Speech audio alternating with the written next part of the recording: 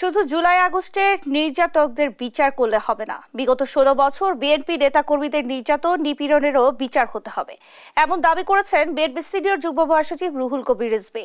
বৃহস্পতিবার সকালে সিলেটের দক্ষিণ সুরমায় আয়োজিত এক অনুষ্ঠানে তিনি এই দাবি করেন।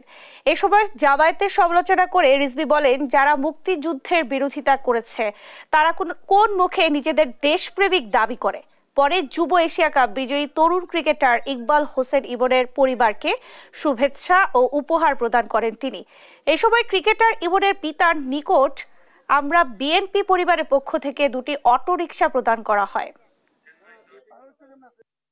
এই জাতির ঘাড়ে একটি জগদ্দল পাথর চেপে বসেছে। এই জগদ্দল পাথর এত ভারী, গোটা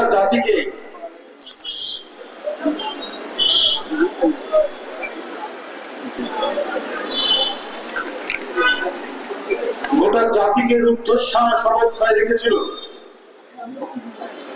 মানুষ নিঃশ্বাস নিতে পারত না, মানুষ স্বচ্ছন্দে চলাফেরা করতে পারত না, রাজনৈতিক দল তার কণ্ঠের স্বাধীনতা ছিল না।